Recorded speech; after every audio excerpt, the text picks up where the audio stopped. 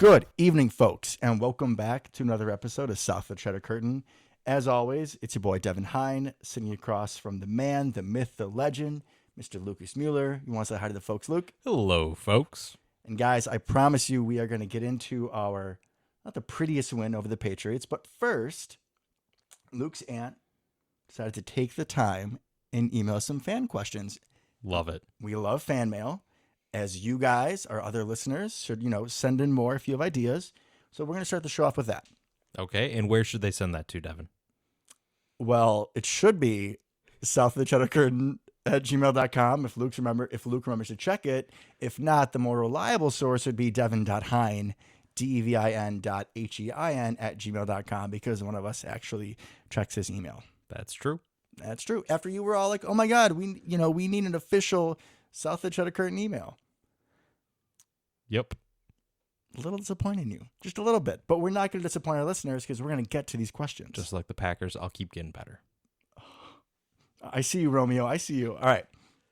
We got a couple questions here. The first one is, why didn't you mention that Caleb Jones was signed to the team last week? And when will you be visiting Luke's grandma to do the pod with her?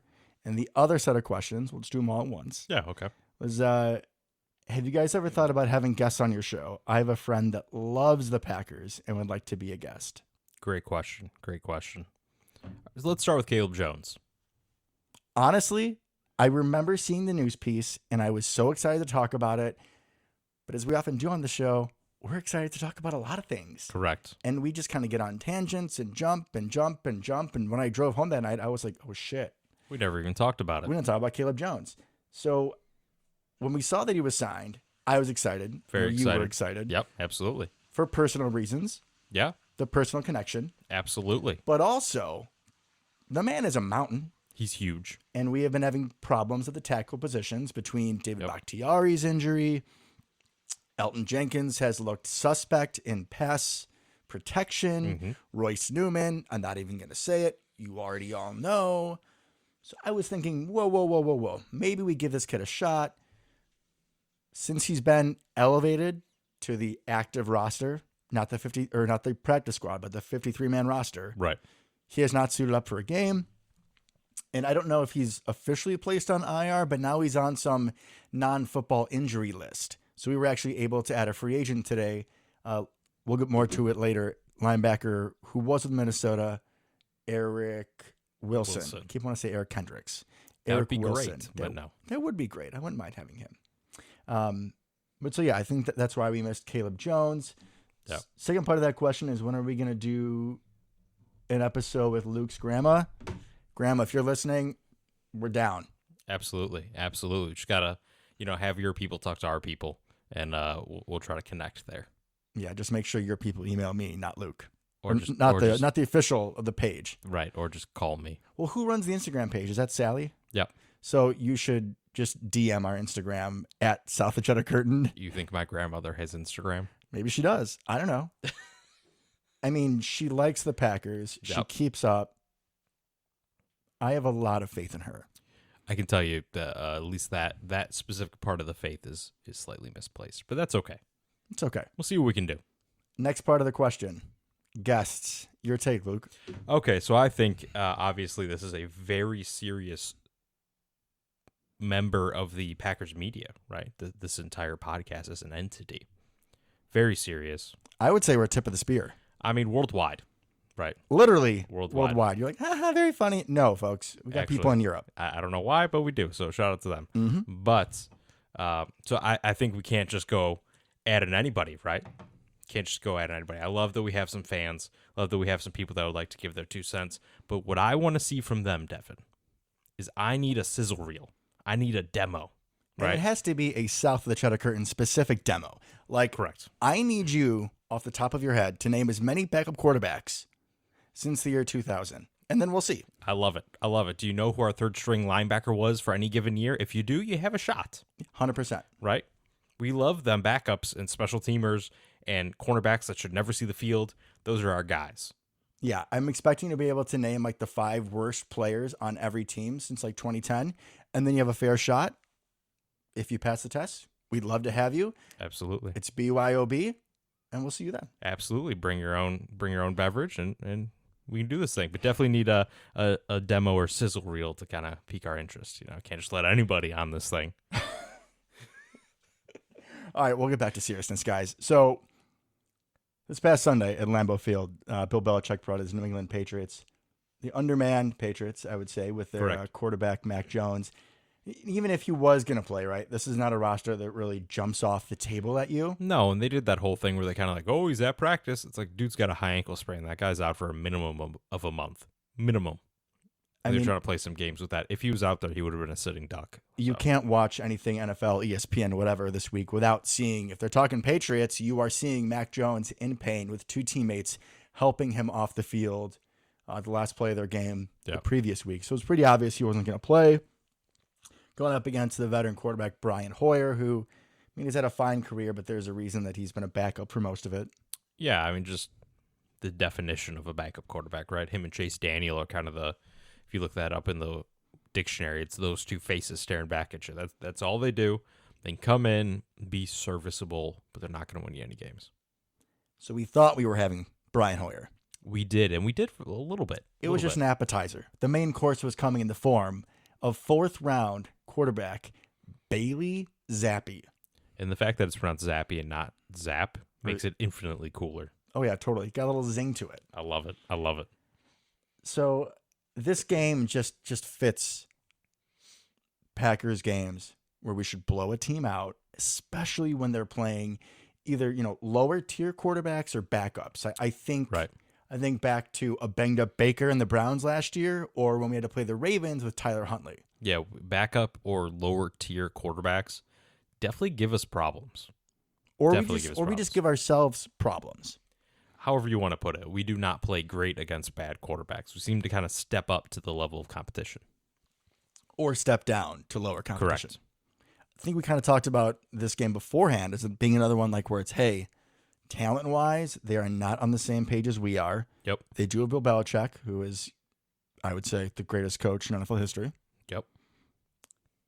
But this is still a game where we can beat ourselves. And damn it, we tried. We really did. We really did for the majority of it, didn't we?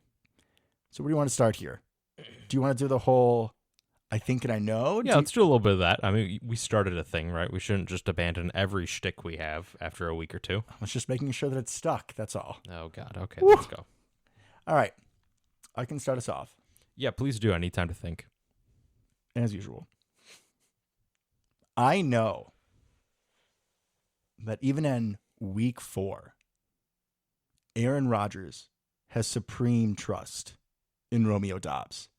Let's think back to that wonderful playoff game in San Francisco when after Mercedes Lewis fumbles, he doesn't throw the ball at anybody not named Devontae Adams or Aaron Jones ever again. I think we have very different definitions of the word wonderful. You said wonderful playoff game. I was being sarcastic. I know, but that should have been very obvious. I don't even want to think about that game. So, Romeo Doubs, whatever. Romeo. That's what's really important, all right? The Romeo puns I can make. So, Romeo has a fumble on the first drive, I believe, offense of the game. Yeah. Rodgers throws him a bit of a bubble screen. Now, it is a really poorly aimed pass. Romeo has to go down for it. And I was sort of hoping maybe he was still down reaching for the ball. And that's when the fumble was forced. No, he brought it back into his lap and the corners punched it out. Romeo then had a Christian Watson-esque bomb touchdown that at least he had a better chance to catch it than Christian Watson did, but still late in the game, I believe it was a tie game at that point. He drops it. But then in overtime, we were down 7. So it makes it even worse. Yep. In overtime, when the game was on the line, again, that's obviously tie game in overtime, we hit him twice, back-to-back in key spots. Rodgers still trusts him, and that is not something that I would expect out of Rodgers for anybody who drops a touchdown and a fumble, much less a rookie. He is pumping him up in the game and to the press. And Rodgers is very calculated with what he says to the press. Yep. So I know that Aaron believes in this kid. Love the conviction. Love it. I think we're going to be okay if a safety misses time. Because I think Rudy Ford showed that he is not terrible. Yeah, That's pretty much all I needed. I just need him to not be terrible. Yeah. Right. So he had a fair amount of tackles, right? He seemed pretty aggressive. He had a kind of one pass breakup, almost a pick. I mean, he was not glaringly terrible. He wasn't clearly the weakest link back there. And for a guy that we brought on specifically for special teams, if he can contribute at all on defense, absolutely here for it. Such an important piece because Savage and Amos will be banged up, or maybe we just want to go 3 safety looks every once in a while. But knowing that Rudy Ford can step in gives us some more options. I couldn't agree more. And so, like we talked about last week, when Jair went out and Nixon had to come in, Brady is going to go right at him, and it was a little more difficult for me to tell how much Belichick went at Rudy Ford, but you know that he did. There was one touchdown on a deep cross, which we're going to get into later. Could have been Ford's fault. There were 3 guys all looking at each other, but if that's the case, again, it's another miscommunication. But for pure physicality, for being aggressive, for tackling well, I mean, the man almost had a diving interception in the fourth quarter. I was pretty proud with what he showed as well. Like we did say, we did think this was going to be someone who was only good at special teams. Nice to see that in an emergency, in a pinch, he's not Will Redmond out there. Correct. Yep. He's not the doctor either, MD Jennings. Oh, the doctor. Or any safety from that entire era. Yeah. Yeah, let's not go back there. All right, I guess it's my turn again. I just had one. Oh, I got it. All right. Lay it on me. I know that I am not going to finish this show without giving credit to McHenry Zone and your analysis that was so spot on. Last year? So when Big Bob went down, we talked about how he is the vertical seam threat. Mm-hmm. Defenses have to account for him with his size, with his strength, with his versatility. And that Josiah DeGuara would not be able to do it, would not be able to go down the middle. And we saw it a couple of times. We tried to hit him, and he just couldn't come up with a ball. Right. Second half of this game, making our comeback, Aaron hits Big Bob for a beautiful touchdown right down the seam. It was only 20 yards, but it felt like it was further. He gets hit by 2 guys, and one of the guys that hit him goes down hurt. Yep. That's Big Bob. That's what we're missing. And that's another piece of this offense that people are forgetting that we have back. And really, because his breakout season, and trust me, I'm about to get on my soapbox here for a second about Big Bob. You know what's coming. I know you know what's coming. Because we texted about it. But I think something that can go easily missed is really not having that kind of seam splitter, right? That's something that's so important in a modern day offense. You don't have to be the world's best tight end, but if you have any kind of speed to you and you're good size, and you catch the ball, of course, you're a threat. You're a threat. We just couldn't run that with really anybody outside of Lazard. Realistically, we couldn't run that route last year. Do you want to explain to our fans why that's important to safety play and to outside routes? Yeah, so it makes the safety actually have to think for a second frequently, depending on the coverage they're in. Because if you have someone going outside, if the outside receiver is going vertical and then the slot receiver or the tight end is going vertical, now the safety has to choose what they have to do if you're in cover 2, right? So it's super important because you're making people make decisions.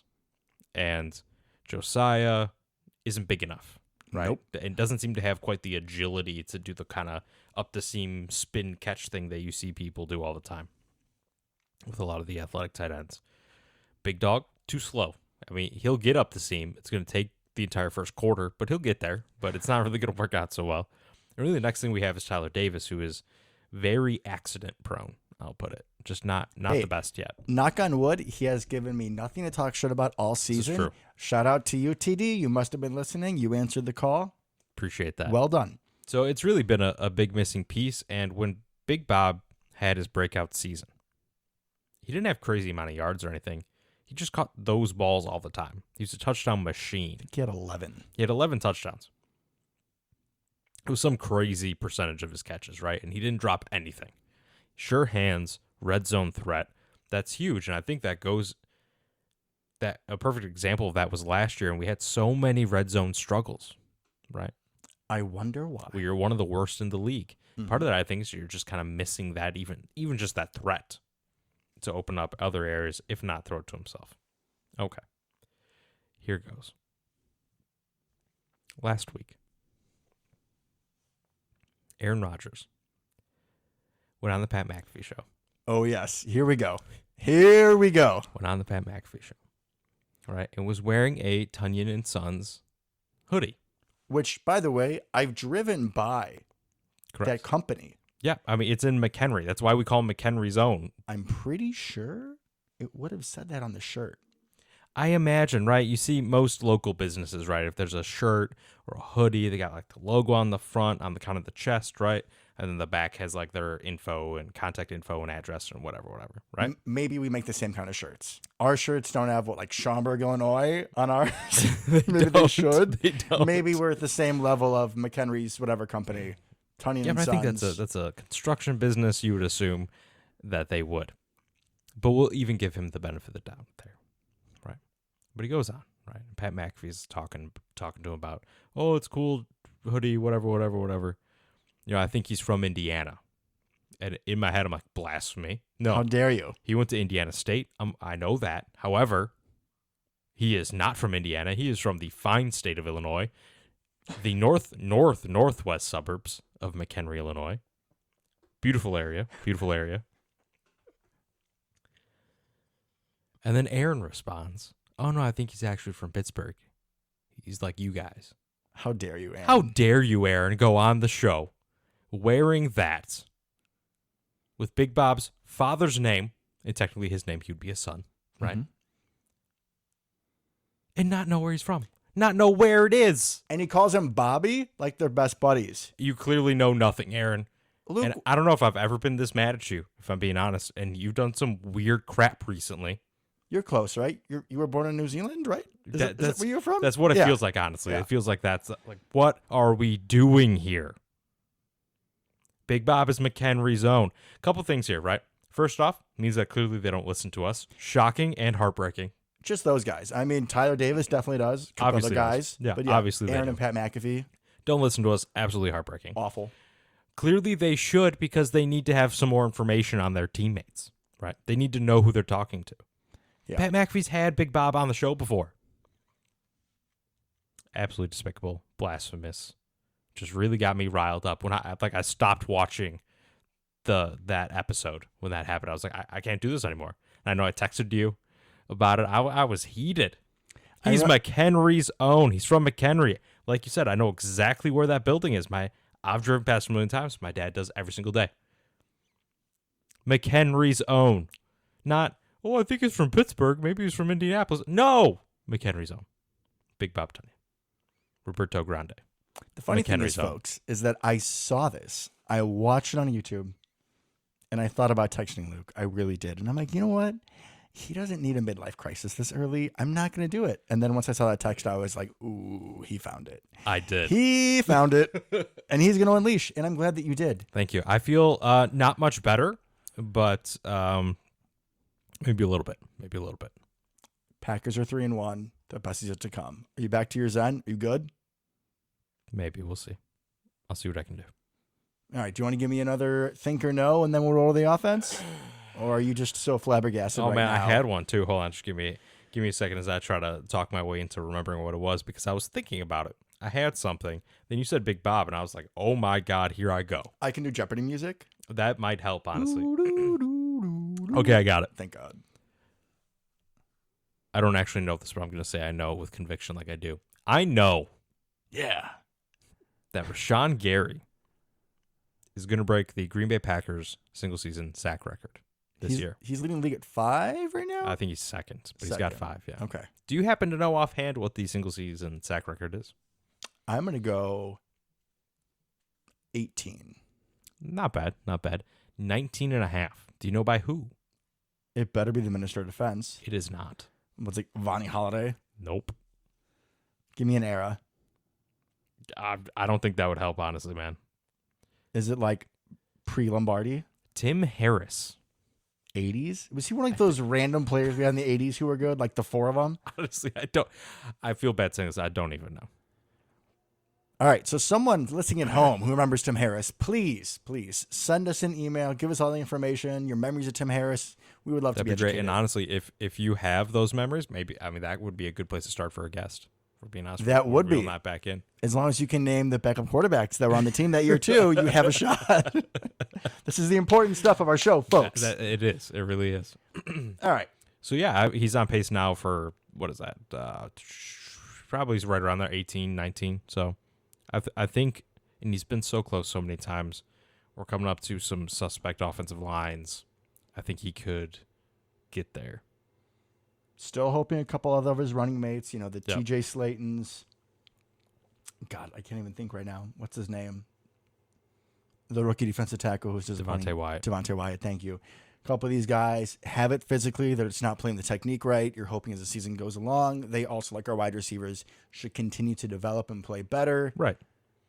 As the season goes along, also teams get more injury prone. We hope that we avoid that bug, but talking about banged up offensive lines or subpar offensive lines that will be made worse through injuries, we can cross our fingers. Correct. I like it. Yeah. Rashawn looked crazy. He did. I had to explain to my lady sitting next to me what the trifecta was of the sack strip recovery. Don't see it a lot these days, but it is beautiful. It's a lost art, really, in the NFL. It really is, and he had a great game. He stuffed a couple run plays as well. I'd love to see that. So, yeah, I think he's really got the potential this year. He kind of gives me like the Watt, Bosa level. When he's talking about the running plays too. I agree. When he is crashing down a running play from the opposite side, where he catches up to the running back by going around the tackle. It's just crazy. I think he's got some Nick Bosa in him, specifically. Yeah. That's a good comparison. So in this game, we could also talk about like one half versus the other, because it's like the roles flipped, right? Yeah. Yep. The offense looked like shit the first half. The defense looked like shit for most of the second half. Aaron played, actually the offense as a whole, played much better in the second half, except for Romeo's drop. And the defense did a pretty good job in the first half. So how do you want to go about this? I was going to say you pretty much covered everything. End episode, right? All right, game over. All right, it was fun. Okay, so let's talk about the offensive struggles a little bit in the first half. What'd you see? Honestly, Elton Jenkins, a couple of the sacks that were drive killers were on him. So that wasn't great. We weren't getting the best push that we ever have in the offense. The Romeo fumble was big. It's always a big momentum killer. And then Aaron throws his, I think, third pick six. Fourth. As a Packer, which is insane. One interesting note on that is he mentioned that is, out of his 4 pick sixes, 2 of them have been on that exact route. I mean, curl routes in general are very easy if you get it, because you're usually going to be coming back. Yeah, it was kind of an out type of scenario, and if you miss inside, you're done, right? Or if you're late, you're done, and he did both. Almost to the point, and he brought this up post-game, almost to the point where he thought he may have escaped it by throwing so far inside that the corner would overrun it. Unfortunately not. And shout out to that guy. That guy had a hell of a game. Yeah, didn't he also force the fumble on Dubs? Yep. Crazy. Yeah. Crazy. I think he's a rookie. Yeah, Jack Jones. Great. He seems like he has a bright future. But, yeah, I think as a whole, Aaron just looked terrible to begin the game. That's probably the best way to put it. He started 3 of 10, 3 of 11, something like that. I think part of that is the offensive line wasn't holding up very well. He only got sacked once, but he definitely felt like he had more pressure than that. Yeah, he was uncomfortable a lot. Specifically coming from Jenkins' side, which is interesting. I'm hoping at this point that he just needs to get his feet under him still. Yeah, he did come back pretty quick from that injury. So I'm hoping he's still he's still getting there. You know, we haven't seen him kind of get fully back to form yet. Plus side is I thought Bakhtiari looked good. He didn't really give up any pressure or anything like that. So he's given me a lot of hope. And one thing we should bring up is our boy Yash only played 1 series.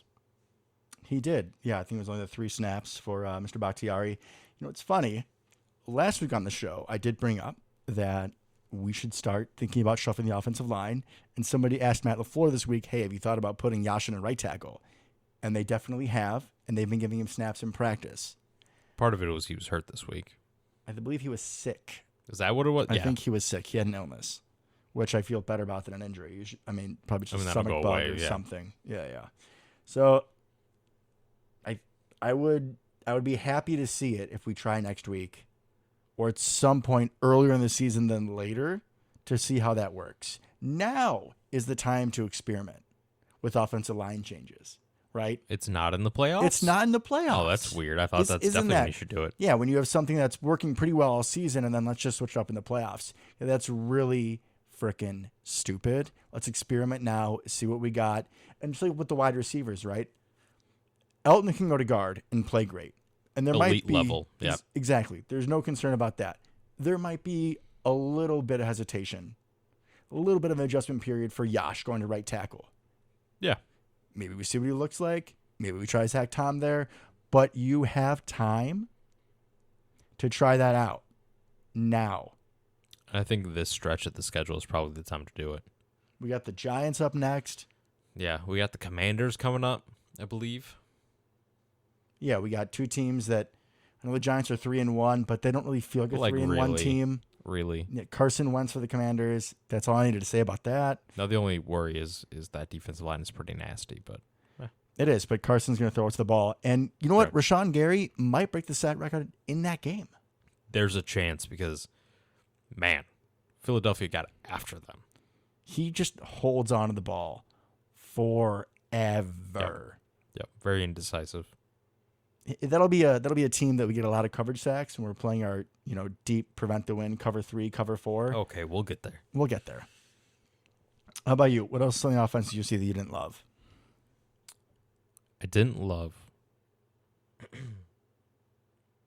Did not love. That sometimes it feels like while we utilize Aaron Jones a ton, it feels that at times we're kind of breaking rhythm with A.J. Dillon coming in. That's something I've noticed throughout the season so far, and I get that we want to spell them. We want them to be kind of 50-50, all that kind of thing. But I think when you have two backs that are as talented as they are, I want to see you ride the hot hand a little bit more. And Aaron Jones was phenomenal this game, right? 16 carries, 110 yards. Didn't really do anything in the pass game. That's another thing I want to touch on. But just like every run looked like he was about to take it to the house. Then he just barely get tripped up or whatever. I mean, it felt like every single run almost.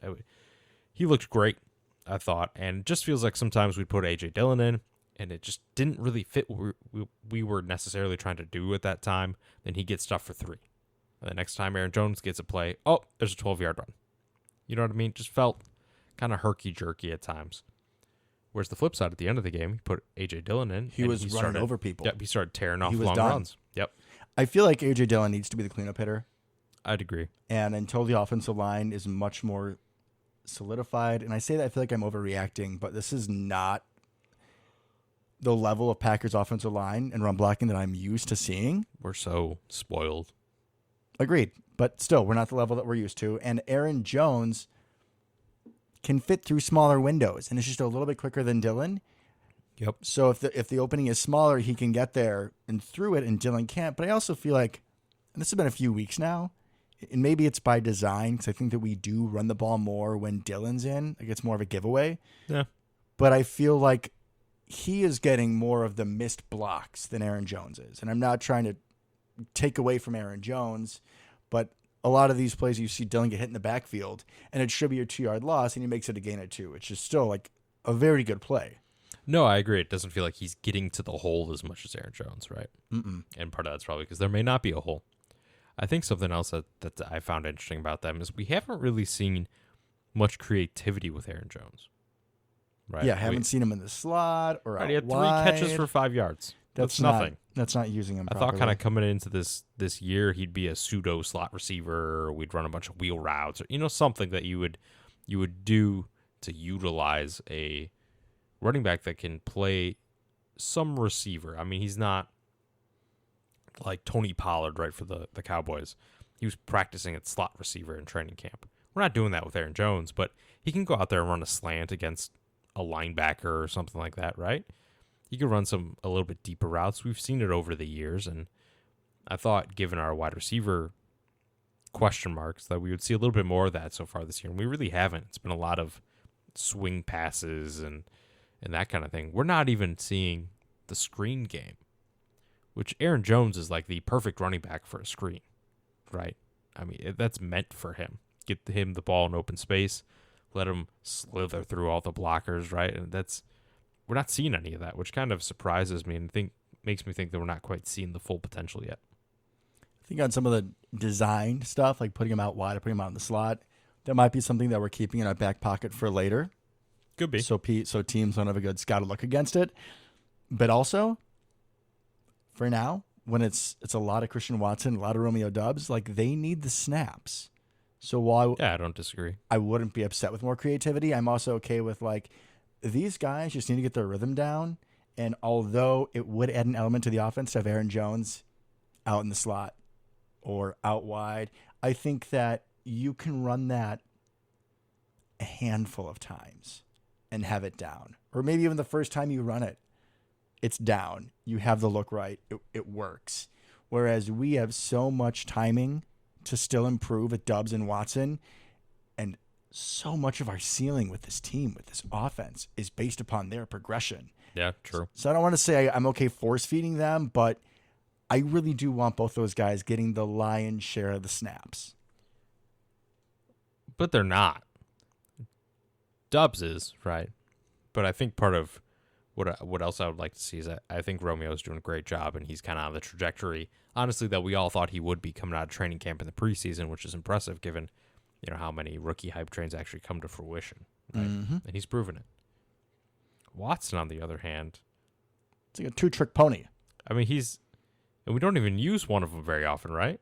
I mean, he's not much more than Tyler Ervin at the moment, truthfully, right? Except when he goes deep, he's beating guys every time. Oh, 100%. It just doesn't seem like we're giving him that many opportunities, right? He's targeted 3 times in this game. 1 catch. And I want to see him, we're talking about timing and stuff, right? I want to see him expand the route tree a little bit. Like a slant or an out. Literally anything but running straight. Mm-hmm. Or, this is something I was begging for during the game. And we'll get into this a little bit, but we get beat by deep crossers all the time, right? For the love of God, could we run one with one of them? Can you imagine it would Watson be nice on to one? See. Yeah. Once he gets the ball in space with some room around him, with those giraffe-length legs he has, where he can just eat up. I mean, he'd be able to cross that field and settle so quickly. I would love to see more of those, more besides just running straight, which he is very fast and can separate from pretty much anybody on. But he also has a degree of physicality to him that Marquez didn't have. No, he's a pretty strong guy. Pains me to say, but we're throwing some of these, like the orbit where you fake the handoff, try to hit him, or you just do the handoff like he scores touchdown on. Right. But he's running through guys, or he's making people miss. Like he's not just an easy tackle. And I love you, Marquez. Right. I did, but you were going down. He was useless on those kind of things. Okay, tread lightly, please. He was useless. I love that man.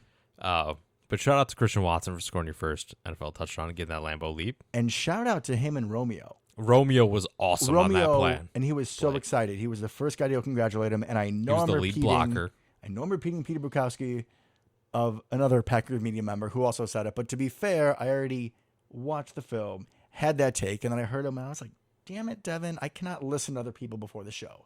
Because then I feel like I'm copying them, even if I had the thought before. Rant over. What was the thought exactly? I remember rewatching the film. Yeah. Right? Mm-hmm. And Dubs is the lead blocker. He was, yeah. And he actually made a very interesting choice on that block, right? He did not take the guy you would have thought the furthest outside guy. No, he did not. Right, the corner that was lined up over him. Kind of like went to and then decided not to, and then kind of went and took the safety that was coming down, which ended up springing the touchdown. That was a great decision. It was the right choice. It looked kind of awkward and kind of like, why is he just letting that dude? He's like walking up to that guy, not going to block him. What is he doing? But it worked great. It was the right move. So after he lead blocks, he is also super excited to congratulate Christian Watson. Yeah. And that was my thought. I was like, oh my God, that's great. I'm going to mention it on the show. And then, when I'm running my errands, cleaning the apartment, whatever, my day off, I will listen to other members of Packers media because, believe it or not, I like the Packers, maybe just a little bit. And so I listened to Peter Bukowski. Yeah, hot take, I know. And he says the same thing. And I was just like, damn it. Because I feel like I'm copying him, even though it was my thought first. It's okay. He'll never listen and never know. Well, he's missing out. Him really and Pat McAfee and Aaron Rodgers are all missing out. They are. 100% they are. But yeah, I'd like to see a little bit more versatility. Yeah, run a slant, drag routes. Oh, he'd be killer on a drag. Totally. Killer on a drag. Dubs has already shown that he has great chemistry, he has great timing for the most part, right? We got to kind of iron out some of those bubble screens and quick screens to the flat and stuff with him. But that back shoulder thing was a thing of beauty, man. And that's straight trust from Rodgers. That's Again, it. That's more Devontae evidence. Jordy. That's that level of throw. And this is rookie in week 4. Week 4, yeah. I'm not saying it's going to go be Randy Moss, but damn, we got a player in him. We really do. We really, really do. And it's crazy because he's not the guy with the highest ceiling. No, and Christian Watts. I mean, these guys, wonderful. But even besides them, though, I guess we're kind of jumping to the good things. Allen Lazard, and this might be a hot take, and you can put me in my place. Allen Lazard looking like Mike Evans out there, bro. I mean, I get where you're coming from, yeah. He's going against the Patriots' top corner on a gotta have it, just a straight go. Lays out for it. Beautiful catch on I think it was the first drive when we were driving before the fumble on a third down. Just when you gotta have it, you look at him, or big surprise, you look at Mr. Third Down, Randall Cobb. Let me pull up the stat line. God, he's amazing. He's unreal. He has been targeted 5 times on third down this season. 5 receptions, 5 first downs. He's been targeted 4 times in the fourth quarter overtime, 4 receptions, 3 first downs. And you know what's to add on to that, right? He's actually been targeted 6 times. He drew that holding penalty that got us a first down as well on the third down because he's Randall Cobb and all he does is catch first downs or get us first downs. It's all the man does. I love him so much. I'm not the first one to say it. I don't know if he's on the TB12 diet. I know what's going on with him, but he has turned the clock back. He looks like rookie Randall Cobb, but with the savvy veteran mentality. I wouldn't finding the necessarily openings. say rookie. Dude, yeah. He looks electric. He is outrunning people in man coverage, guys that are 10 years younger than he is. It's really good. It's beautiful. In talking about Cobb, talking about Lazard, the rookies, Big Bob, all of a sudden I feel like we have a plethora of riches. Now we do have to, sharpen some of them out a little bit. Yeah. But the talent for this offense, it's there. It is there. I don't want to say that necessarily all the wide receiver question marks have been answered, but I see a lot of potential, and I think we can actually make this work. Oh, totally. I do not fear our offense at this point. No, I think Aaron can make it work. The running backs look great so far, and we're just scratching the surface, right? Aaron Jones can do so much more, and we haven't had that dominant game yet from A.J. Dillon, and we know it's coming. It always does, right? Wide receivers look pretty good. We just need to make sure that we can put a entire game together. That's going to be the key offensively. We were talking about A.J. Dillon in his big game. Well, looking at the numbers, how many rushing yards do you think we had this week? Just throw a number. I vaguely looked at it. I want to say total, we probably had just south of 200. Yeah, you literally must have just looked at it. It was 199. But okay, that was closer than I thought. Aaron Jones, 16 for 110. I could buy it, but A.J. Dillon with a quiet 17 for 73. That's a good day at the office. Except in money time, that fourth quarter, man, that last drive, they wanted nothing to do with him. He was ripping off long runs, dragging people with him. Looking like textbook A.J. Dillon. Yep, loved it. If you just give him a clean line, you let him get to that second level, people are making business decisions at that 100%, point. 100% they are. Defense. Okay. So we already talked about Rashawn Gary and his standout performance. Talked about Rudy Ford, who filled in nicely. There's a couple other things that weren't so nice that I want to touch on. This team has been notorious for coming out flat in certain games. And I think it can be hard to tell sometimes, hard to see. But there were a couple of times where both Eric Stokes on an in-breaker and Rasul Douglas on a corner post easily could have covered it and were just running lazy and slow. And I don't know why. Maybe they were expecting something else. But these are guys that are better athletes than both the receivers that they were covering. It appeared to me to be man-to-man coverage. Maybe I could be wrong. But they just gave up easy first downs and I don't know why. That is something that we've kind of seen throughout the year so far, right? Is it just feels like we're not in the secondary necessarily as aggressive as we should be.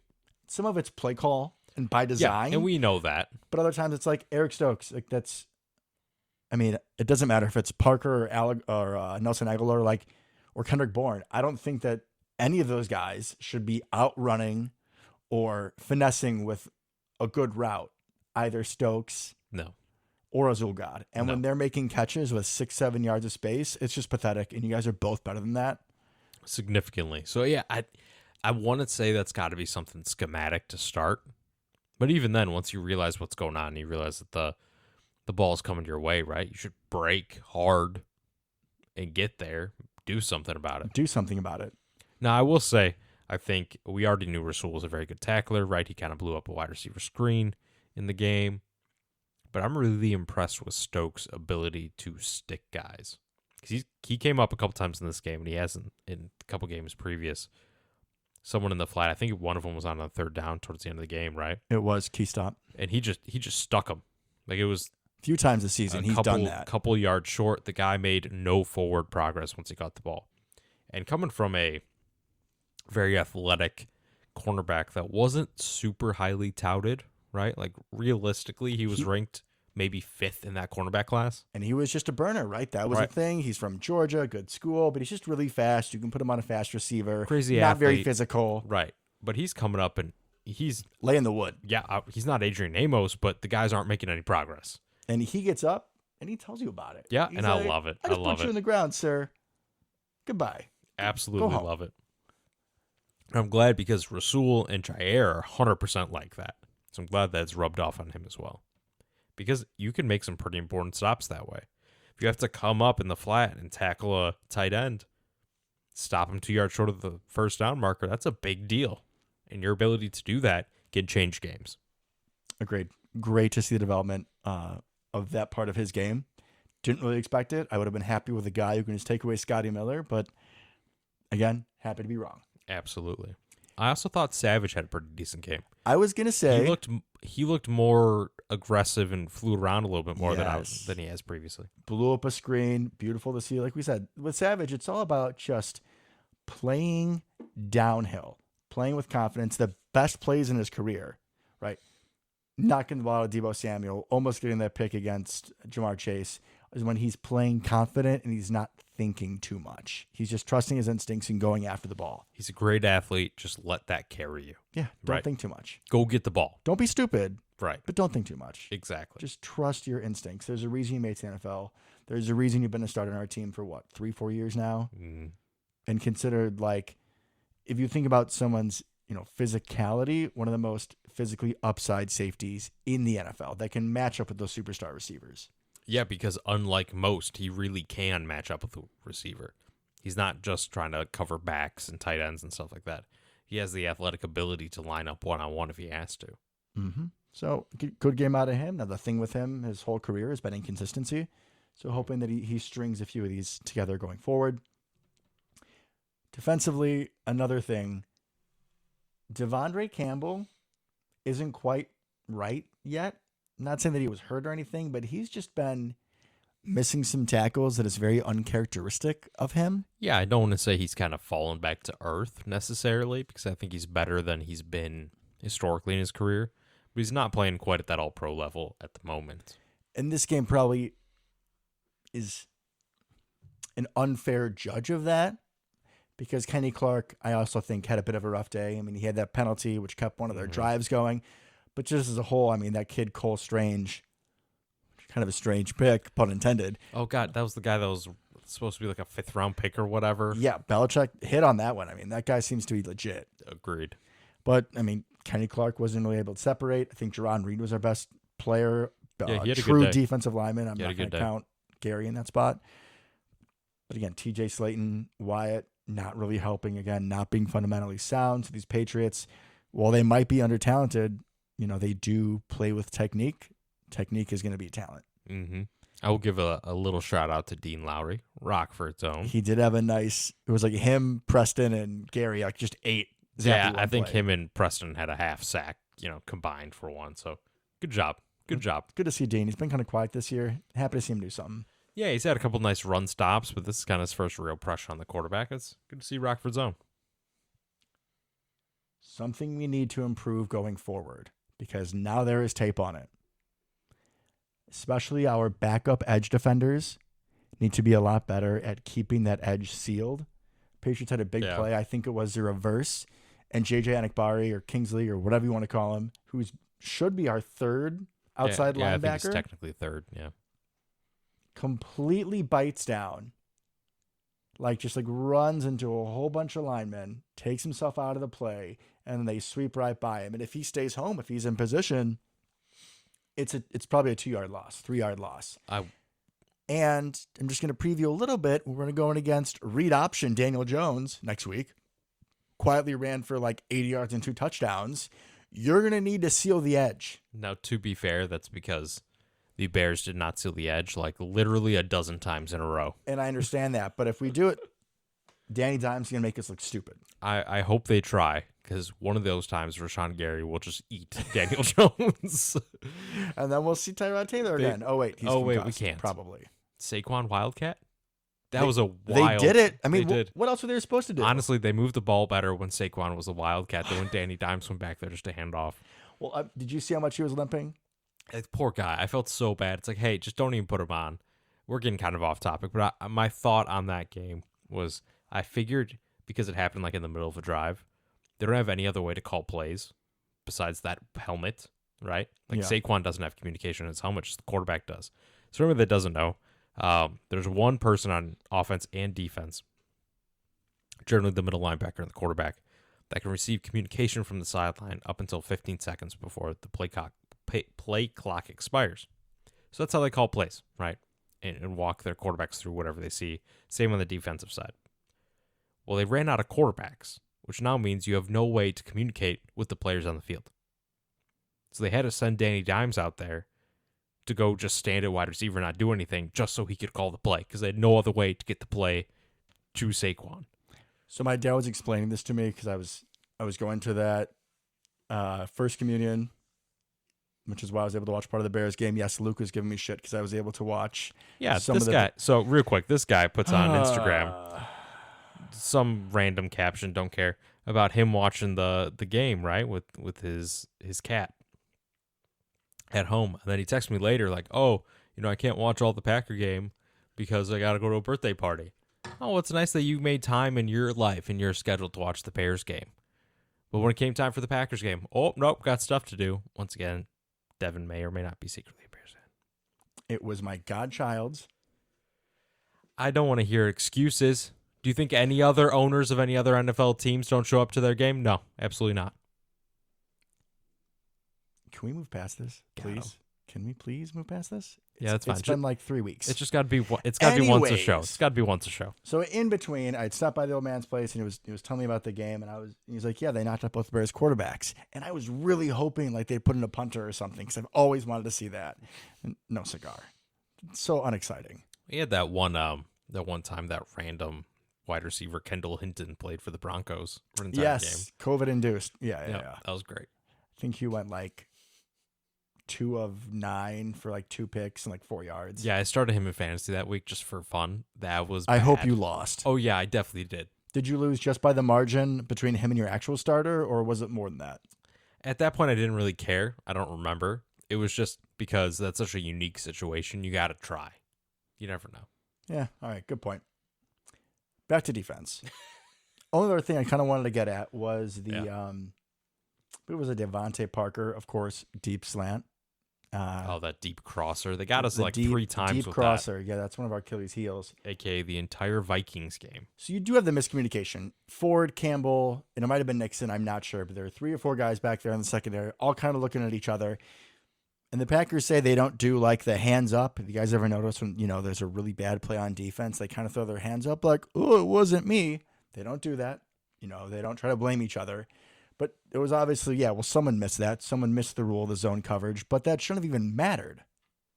Because for the second week in a row, the play clock was at 0. And I swore when I was learning the NFL rules as a small child, when the play clock hits 0, that should be a 5-yard penalty, not a free touchdown for the Patriots. And we'll go over this one more time, but people may find this rich coming from Packers fans, given that we run that play clock down literally almost every play. Yeah, but we run it down to 1 or 2 seconds and then call hike, which is sometimes legal, 0. sir. Sometimes 0.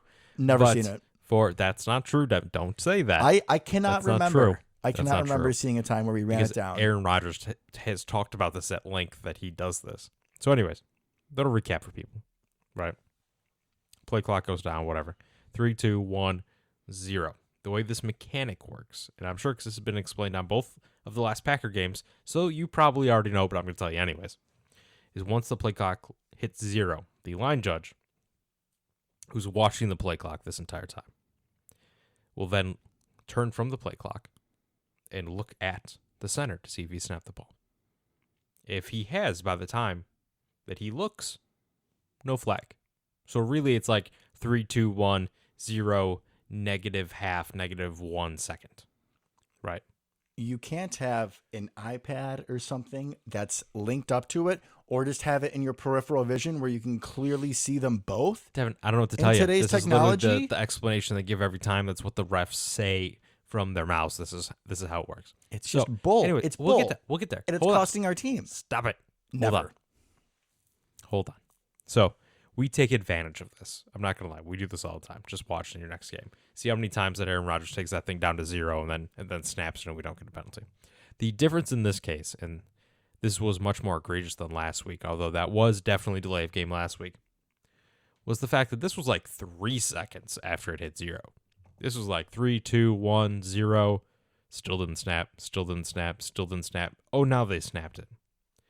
I think part of that may have come from the fact that they had just called delay of game on them, right? And they brought this up on the broadcast, but I think it's probably pretty valid. What's the last thing you expect once you've called the delay of game for the very next play? That it would be delay of game again. Agreed. That would take some sort of special. You'd be like, oh, yeah, they're definitely going to snap this ball, even subconsciously, right, as the referee. So I don't want to give them any out, but, like, that's weird. I've never seen anybody essentially get delay of game twice in a row. Not on purpose. Well, it should have been a first. It should have been, and so it should not have been a touchdown. Although we could also just cover people on deep crossers. That would help. We could talk. We could figure it out. Communicate. Something that people are going to keep doing to us because, like I said, the Patriots did it at least three times to us successfully. And the Vikings did it the entire first game. And it's so embarrassing when we criticize our defense for being so laxed in their coverage. And you would think, okay, if we're going to sit back, then nothing should get behind us. Like, these deep plays are just inexcusable when that's how we're going to play defense. Well, it's because it's behind the second level and before the third. I mean, that's really what it is. Not in some of these plays, though. Like in some of these, like in that corner one, there was nobody there. And some of the Jefferson ones, there was nobody. It's not like, it's a cover 2 and you're hitting in between the corner and the safety. There's a miscommunication. Somebody has to be there. Like, you cannot. Somebody's at least got to be closer, yeah. When we're not sending a blitz, there is no excuse for the amount of grass that we have to cover for there somebody not to be on the screen at that point. I'm with you there. Agreed. And if you're going to send a blitz, then you live and die by it, right? And that's the risk that you take. But we don't. We don't blitz. No, not at all. Which Rashawn Gary is killing it this year, and it's great. But he's not going to get sacks if people are running wide open because we aren't communicating. Correct. Okay, rant over. Anything else you want to add on defense? Not really. I think overall it's a pretty decent showing. We didn't even talk about the run defense, but I think some of that was scheme-wise again. Again, it's like I don't understand why we're not more aggressive in those situations. Bailey Zappi's not going to beat you. Start sending some run blitzes, man up, like make them try to take deep shots on you. LaFleur kind of made a jab at Joe Barry this week in one of his press conferences saying, everyone wants to go 2-man until you're really running the ball, and then you force them to bring a safety down in the box. And I understand that we want to play, this 2 high shell, 2 high safeties, but at some point you got to bring someone down in the box. I felt like it was only like third, maybe fourth quarter when we finally brought either Rudy Ford or Savage into the box as another safety. Because, yeah, dude, bring them both down. Yeah, I don't care. They're just gonna run the ball. They should not be beating us. Like I would want them. Please invite Mr. Zapp to beat us. Please. And we're gonna see similar teams the next upcoming weeks, right? We'll get into this in a minute, but like Giants, same thing. Make Daniel Jones beat you. Yeah, whatever. Drop Amos, assuming he's fine. Yeah. Drop Amos into the box. He's literally perfect for it. They don't even have Kenny Galladay this week. Oh no, That's fine. I mean, he's been absolutely he has garbage. been awful. Now, to That's be like one fair, of your favorite players. Why are you being I all know. quiet about it? Well, it's because it makes me so sad how far he's fallen. He was legitimately good in Detroit, and from what I've heard, the injuries he had, specifically like the hip injuries he had, were ones that allegedly, right, don't get better. Well, it looks like it. Like they don't. That's not something you can come back to 100% from. They're starting David Sills at wide receiver. So this should be another game where we make them beat us with a pass. You Agreed. crowd the box. We'll get there in just a second. But yes, so that was my big thing. Like, just stop the run. Just sell out to stop the run. Bailey Zappi's not going to beat you. And if he did, well, then need to rethink why we have such a great secondary that can't cover anybody. Because it's not like they have any good wide receivers anyways. Yeah, and I know that we've been asking for it for a few games. It's just not going to happen, but especially that team, that quarterback who they put out there at the receiver position or tight end. You can't tell me that even with Keyshawn Nixon in there, we cannot man them up. Yeah, and I don't care how you do it, honestly. I don't care if it's man. I don't care if it's, even if it's just some sort of cover 3 and you just drop the safety down to kind of a middle zone, at least get them closer to the line for run support. Whatever you got to do. Or heavier personnel. I was kind of surprised we didn't bring in Isaiah McDuffie at all for another run stuffer. I mean, I wasn't surprised necessarily we have Quay, but I mean, at least go 3. I don't think we're going to do that. But we could Well, have done more of obviously we're that not. kind of bear look Yeah, where we have 3 or 4 true linemen out there. that would have been smart, but we just didn't do it. No, we didn't. Also, shout out to special teams. They look good again. Yeah, I mean, they were fine. I think the Patriots special teams had a better game, but it's not like we looked bad. They're No. just like one of the best units in the league. And Pat O'Donnell did his thing again. He Just did? Overall, we're going to keep bringing up special teams because we don't have to bring up special teams this year. Few times, key punts, I was like, Amari. Thank you. Yes, Little anxious still. You know, those scars have not fully healed. correct. But so far, golf clap for Mr. Amari Rogers. Yep. It's And- been good. Shout out to Jack Coco. Patriots did have a couple nice returns, and on one of them, he was the one to track him down and put his ass in the ground. True. So go you, Jack Coco. Yes, I will keep making that joke. But it was good. All right, let's move on to next week. So we Also, play... hold on. What? I mean, we have talked about this game for what, almost an hour now? I think we're sitting right around there, yeah. You know, we haven't mentioned It's going to blow my mind, probably. the Silver Fox. Oh, yeah, I guess The he did win game-winning game. Silver Fox. Yeah. I mean, it was a chip shot. Yeah, it was like 31 yards or whatever. But shout out to Mason Crosby for being 75 years old out there and just hitting field goals, man. Just doing his thing. I mean, if he doesn't make that kick, that is all you're hearing about this episode. Oh yeah, it would have been real rough. So good for him. Ice in the veins. Shorty, but still, you never know, right? Ice in the veins because he's so old and the circulation is not what it used to be. I mean, it can mean multiple things, right? It can mean multiple things. But way to go, Silver Fox. Glad that you got to win one for us. Okay, now we can move on. I will say I'm glad he's not having one of his cold streaks because those Yeah. have been hard for him to break. So I'm happy he's been doing what he needs to do this season. Agreed. On to New York. On to London, actually. Technically speaking, yes. So we're going back to my motherland. We're going to Wembley Stadium in London for And this is a home game, I believe. Oh, that sucks. Yeah, no, that does suck. Yeah, that we get robbed of a home game. Well, I mean, I am an owner. I'm from there. It kind of evens out a little bit, just a tad bit. Okay. Anyways, playing the 3-1 Giants. Giants are 3-1. I know, guys. Yeah, how did that happen? Kind of feels like bullshit because they beat the Baker Panthers. Terrible. They beat the helpless Bears. Terrible. Because Who else did they beat? let me go check because I know they lost. It lost to Cooper Rush.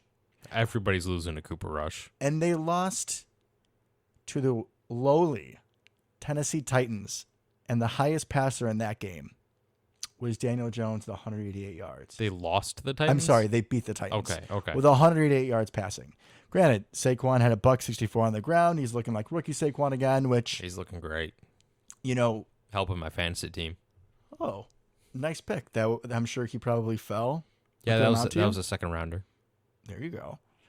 I think as football fans, he's someone that was really fun to watch his rookie year. Mm-hmm.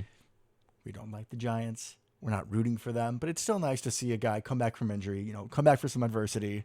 And he's also he's a good player. He's fun to watch. Absolutely. And Saquon was one of those, potentially one of the best running back prospects ever, right? Oh, it's basically freak out of Penn State.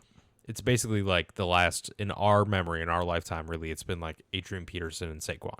Wasn't he like a top 5 pick? Yeah. Yeah. I think he was 4th. Don't quote me on that.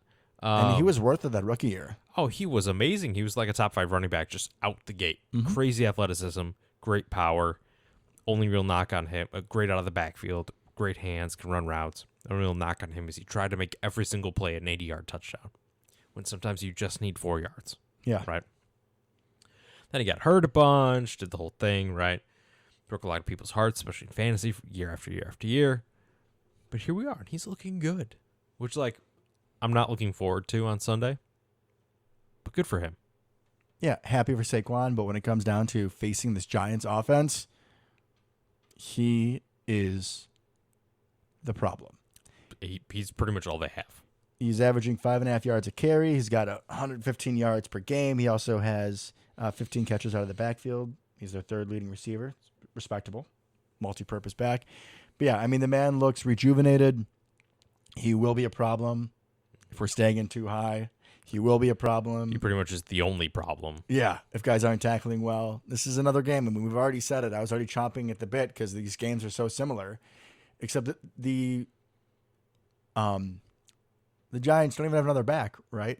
They have Matt Breida. Yeah, Matt Breida. I guess Daniel Jones is the second leading carrier for that team. They do use him a lot more in the... he did a lot of naked bootlegs and stuff against the Bears when they kept losing contain time after time after time. They even call the option with him. Brian they'll run Dable straight is up using options. him, his athletic ability properly. They're using him similar, right, Brian Dable, to Josh Allen. I know you're not wrong. They're but not as a doing Bills as much fan, they're that not doing hurts. I know they're not doing quarterback power or anything like No. that, like they will with Josh Allen or occasional quarterback sweep or something. But it's similar. And just bear with me for a second. But Daniel Jones is a big, pretty athletic quarterback.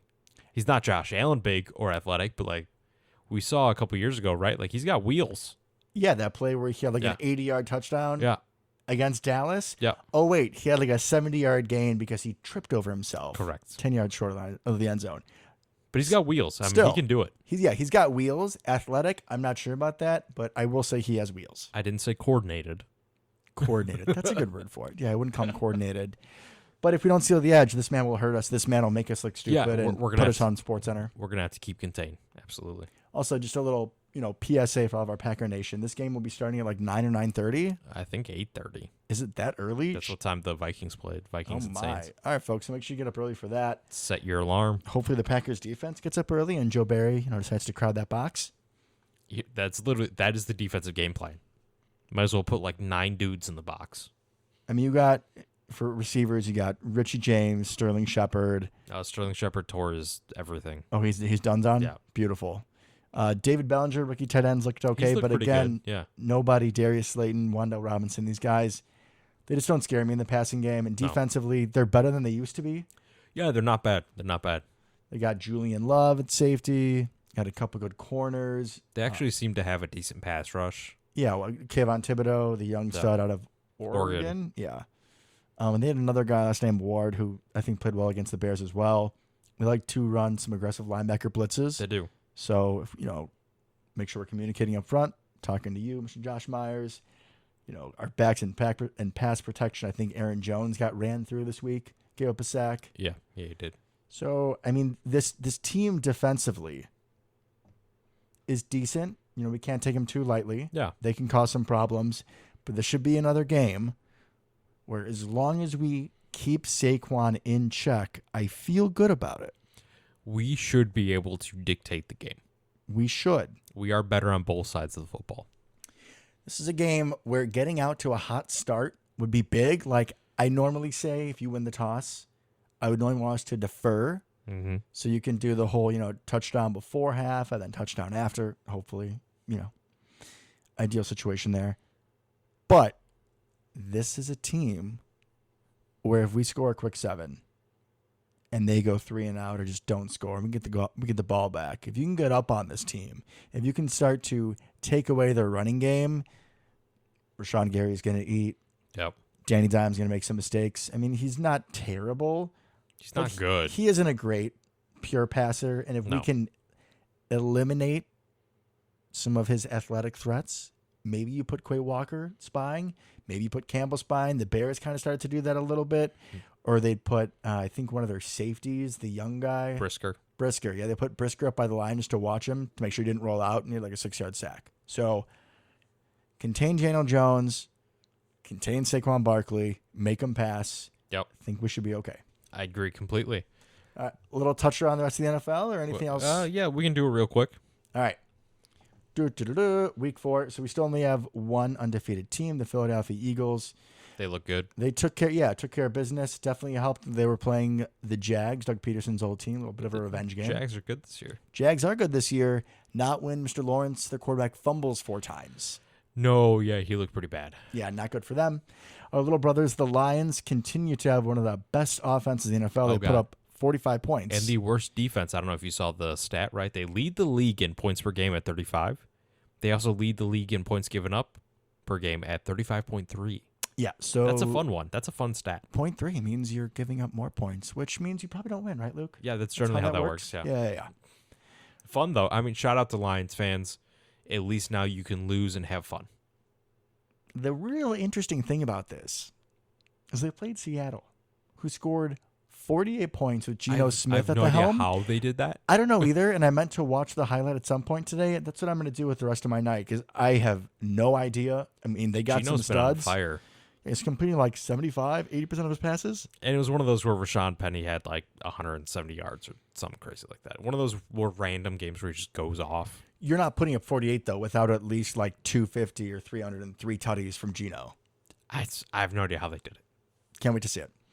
The Vikings squeaked out a win against an Andy Dalton-led Saints team, which almost won that game. Honestly, I think Andy Dalton looked pretty good compared to Jameis Winston the last couple games, yeah. I thought so, too. They had they got the ball back down by 3 with like under 30 seconds. So it was like 20 or something. Yeah, and they had to get in field goal range. They had to get in field goal range. Pretty easy play defensively. He hits a dime to Chris Olave. That was perfect. Like 40 yards down the field.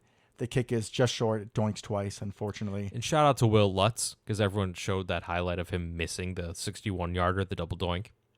He hit a 60-yarder like a minute 2 minutes before that. Yeah. So, I mean, he did his job, if we're being honest. Yeah, it's not his fault. No, not at all. And also, something to keep an eye on going forward. Dalvin Cook is going to have to wear a shoulder brace for the rest of the season. It's not right. He's not going to be 100% the entire season. So, just something to think about. They mixed in a lot more Madison than they would have in the past, I think largely because of that. And something to keep in mind as well, Justin Jefferson is not destroying every other team that he plays against. Maybe we should sort of see what other teams did. I think it's because every other team has seen a deep crosser before in their lives, besides us, apparently. With how many we've seen, you'd think we'd pick up on it by now. I mean, slow learners, but we'll get there. If we get beat by Danny Dimes on a slow crosser, it's going to be a very angry podcast next week. Yeah. Other NFC teams that are important, Falcons are quietly 2-2, second in the NFC South, probably not going anywhere. Yeah, not going to do anything. They're without Cordell Patterson going forward for a while. He's on IR to return. But stepping in was Tyler Algier, 10 rushes, apparently like the 70, slowest 80 yards. Apparently he's like the slowest running back in the NFL, but yeah. He's great. He's a young stud. He's got some heart. They, for some reason, don't throw to Kyle Pitts. That's kind of a mystery. That is a bit of a mystery because he's the best player on that entire team. Yeah. And also, like, your best way to sell tickets. And you took him with, like, the 4th overall pick. Anyways, moving on. Weird. Cowboys, again, this Cooper Rush experiment, were able to beat the Commanders 25-10. Now all the craziers are saying, well, when Dak is back, you shouldn't even start him. That's crazy. They're going to start That's Zach. crazy. They're going to start Dak. Yeah, but in the meantime, Cooper Rush is doing enough. Mm-hmm. I don't know who they play this week. I can scroll down and find out. Watch, it's going to be their bye week. It'd be pretty early for that. I doubt it. They play the Rams. Okay, that'll be interesting. That leads to our next matchup to talk about. The Rams and the Niners. Rams look terrible. Yeah. Niners looked like the Niners. Pretty That's well pretty much the said. summary of that. Niners can put any running back in and look okay. Debo is still amazing. Yeah, Debo apparently went from like 30-something in the league in Yak to third, just one game. Jimmy G it does Jimmy G things, gives it to Debo, basically. And their defense is still very, very good with Palomalu Jr. Damn it, Luke. I was going to say that. They got another Palomalu, which I do not like to see. Apparently he trains with Palomalu, which makes it even better. Jesus Christ. That could be That's a problem. not fair. No, hopefully we don't see them in the playoffs again. All right, next. I really hope not either. The Buccaneers and the Chiefs. Oh, that's right. Kind of a high scoring Super Bowl affair. rematch, yeah. So the Chiefs' offense could just not be stopped. Correct. All night. Marquez had a couple nice catches down the field, kind of his one-trick pony thing. Happy to see it. Love you, guy. They put up 41. And the Bucks and Brady were pretty efficient. I mean, they still scored 31 points, but just could not keep up with the horses of Kansas City. Bit of a revenge game. And they had no running game in that game. Like, literally, I want to say Fournette had like shit. 7 yards or something crazy like Nope. that. So just absolutely nothing on the ground, which is weird. Not exactly Kansas City strong suit normally, but hey, whatever. Oh, you mean the run defense? Correct. I think Chris Jones might have had a little bit of extra gas in the tank. Yeah, but that's like they completely shut down the run game. Partially, I'm sure, because the offense got into such a big lead, you kind of abandoned it really early on. So, is what it is. Another pertinent NFC matchup. The Cardinals did beat the Panthers. Cardinals are not a team that I think either of us are really afraid of. Is it pertinent? I mean, they're another team that's going to be in the NFC playoff picture. I mean, yeah, they may be the third best team in their division. I would still, in reality, pick them over the Geno Smith Seahawks. I need like 8 weeks to believe in them. Okay, that's fair. And you have enough pieces on that team. I know that Kyler Murray, plays more Call of Duty than watches film. Get your priorities right, son. But they just have enough talent. They should be there. D-Hop's coming back in a couple weeks. Yeah, so it's kind of like just survive until D-Hop comes back, and I think they might be 3-1 or 2-2. I mean, they're fine. They beat the Panthers, and the Panthers are absolute hot garbage. Big news is the Cardinals cut Andy Isabella. Did they really? That's sad. I was going to say the Packers should pick him up, but instead we had a different free agent signing this week. Not one that makes a whole lot of sense to me. It was actually today. We signed former Vikings linebacker Eric Wilson off the Saints practice squad. This is a young guy, middle linebacker, who's pretty good in coverage. He's a little bit shorter than most of our linebackers. He's 6'1", 230. He has over 1,000 career snaps in the NFL. He's forced 2 fumbles, 4 interceptions, 8 sacks. I mean, this guy has a decent resume. Kind of surprised that he was sitting out there on a team's practice squad. Just as surprised we picked him up here. Any thoughts, Luke? Yeah, I'm honestly surprised as well. Don't really know why we need him. I mean, maybe there was a setback with Chris Barnes we didn't hear about. Could be, but it seems like we have enough linebacker. We'll see. Yeah, I'm guessing you're probably right. And I was saying earlier, right, in some of these run formations, we bring in Isaiah McDuffie, but we haven't done that at all. And Nope. So it's not like that McDuffie was on the field and played bad. Doesn't really make any sense. I mean, he's a name. He's a player that I respect. But this move was corresponding with the Chris Jones being placed on the non-football injury list, the Caleb Jones, illness. Yeah. So, all right. There's a new signing. We'll see There if we he's go. even active this week. I doubt it, but we'll find out. Speaking of potential roster moves, did you see Odell talking up Aaron Rodgers? I mean, he's been flirting with us for a while. It's the Packers. We'll get brought up, and then he'll go sign with LA again or something stupid. I don't care. We'll see. We'll see how the season goes. I was trying to count out the numbers. Could we have somebody else return kicks? Because if you can, could we just put Amari Rodgers on the practice squad? Yeah, in theory. I think so. Or hopefully not, but if someone gets hurt, Odell could be back for the playoffs. I'm not saying sign him now. I'm saying we see how the team looks in December. But it's a possibility. but I'm not like, oh my God, he's the key missing piece, because I still think that Christian Watson and Romeo Doubs with Lazard showing that he's not just a tight end, with Big Bob being back, with everything that I've gone over this episode, that we're going to be just fine with the pieces we have. Yeah, no, I agree. I don't believe I'll believe it when I see it. I just, in theory, there's smoke where there's fire, or there's fire where there's smoke, right? We end up with none of the above. I mean, everyone's like, oh yeah, interested in the Packers. Oh wait, I'm gonna go literally anywhere but the Packers. All these kind of big names in season stuff. We'll see. Luke's been left on red one too many times. I have been. Anything else you want to add, my friend? No, I think we covered it all. Alrighty, guys. Well, I'm hoping that we pull out the dub in London this weekend. Until next time. Go Pack, go. Go Pack, go.